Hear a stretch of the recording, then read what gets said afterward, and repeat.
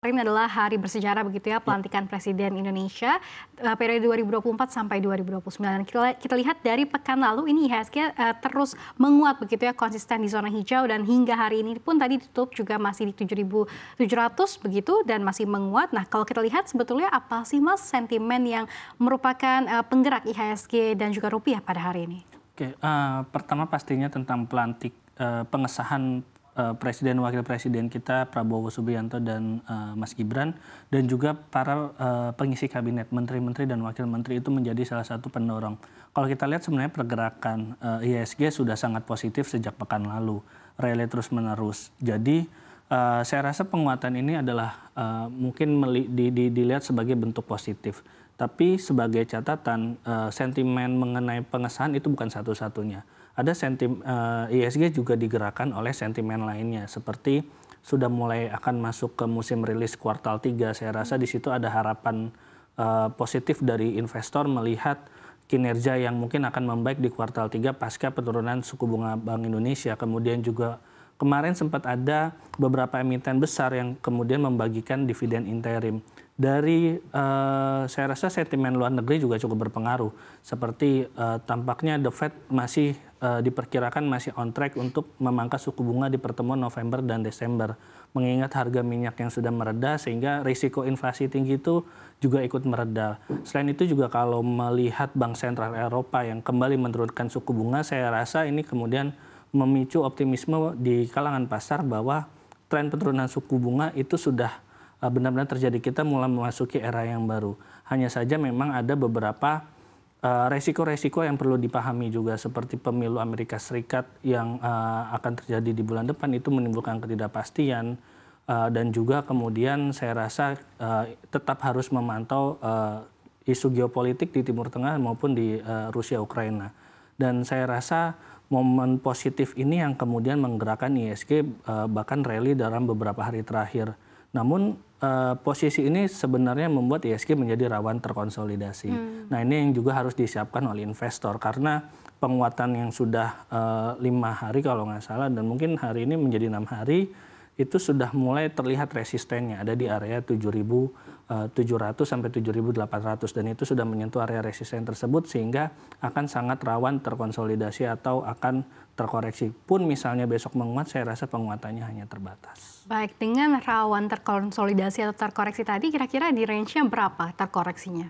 Mungkin kalau kita bicara support resisten, supportnya ada di 7650 sampai 7700, resistennya ada di area psikologisnya itu di 7800 untuk IHSG. Oke, nah kalau kita beralih ke rupiah begitu, tadi kan dijelaskan sentimennya cukup positif begitu ya dari dalam negeri, ada pelantikan, kemudian juga dari mancanegara, ini juga terlihat The Fed juga masih akan konsisten untuk memangkas suku bunga November dan juga Desember. Begitu, namun apa sih kira-kira yang menyebabkan rupiah ini masih terkoreksi terhadap dolar Amerika Serikat? Iya, saya rasa pengaruh dari indeks dolarnya sendiri yang mulai ada tren menguat walaupun untuk jangka pendek. Karena mulai ada ketidakpastian akan pemilu yang akan diselenggarakan di Amerika Serikat. Ketidakpastian ini kemudian membuat dolar menjadi lebih sumringah sebagai salah satu aset safe haven selain emas. Dan ini kemudian membuat dolarnya menguat sih.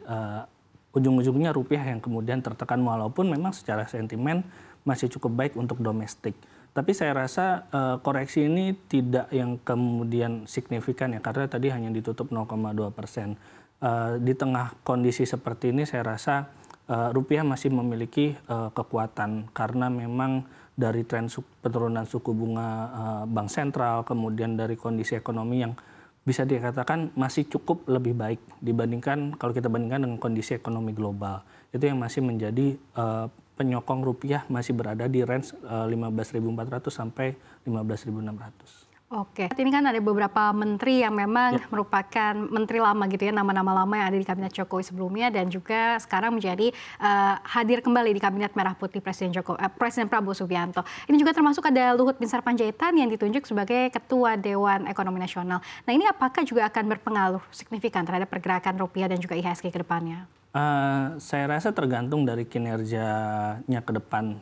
Bagaimana Dewan yang dipimpin oleh Pak Luhut ini bisa membawa pertumbuhan ekonomi Indonesia menuju 8% sesuai target dari Pak Prabowo, atau mungkin menjadi lebih baik, karena kalau kita lihat dalam 10 tahun terakhir di era Pak Jokowi itu pertumbuhan ekonomi kita stuck di 5%.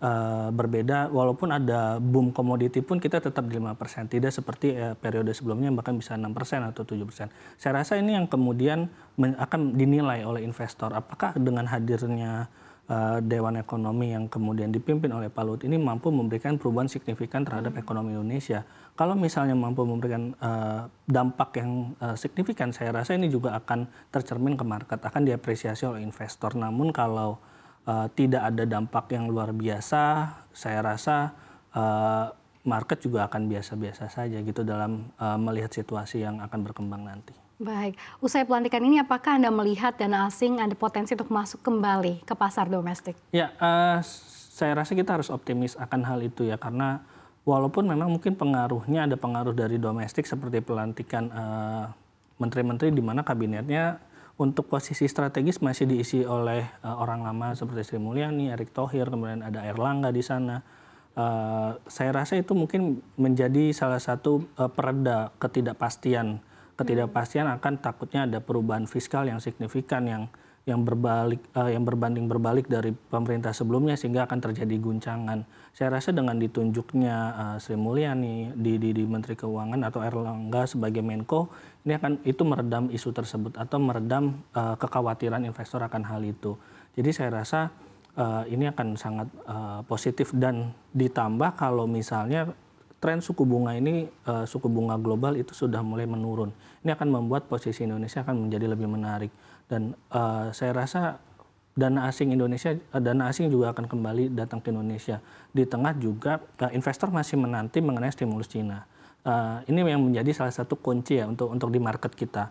Kalau misalnya kemudian pemerintah Cina bisa membreakdown dan juga menggelontorkan stimulus yang dijanjikan yang sebenarnya udah dari beberapa tahun lalu, ini mungkin akan menghambat dana asing masuk ke Indonesia. Mungkin akan masuk tapi terbatas. Namun ketika sekarang posisinya masih tidak jelas, investor juga masih belum melihat ada tanda-tanda stimulus benar-benar akan dicairkan untuk dari pemerintah Cina, saya rasa dengan kondisi sekarang, sentimen yang sangat positif di domestik ini akan membuat dana asing masuk. Dan itu terlihat sepekan kemarin di regular market 1,7 triliun. Baik.